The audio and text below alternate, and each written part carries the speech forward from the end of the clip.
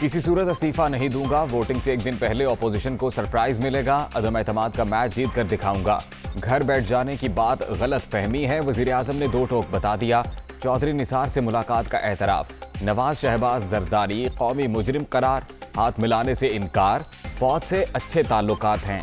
गलत तनकीद का निशाना बनाया जाता है। इमरान खान की सहाफियों से गुफ्तगू।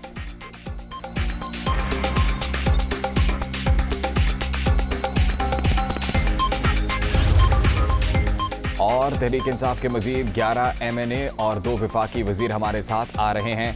हमारा टोटल 27 पर पहुंचने वाला है। उस्मान बुज़दार भी इन्हें छोड़कर जा रहे हैं।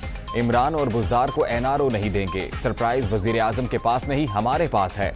राजा रियाज का दावा।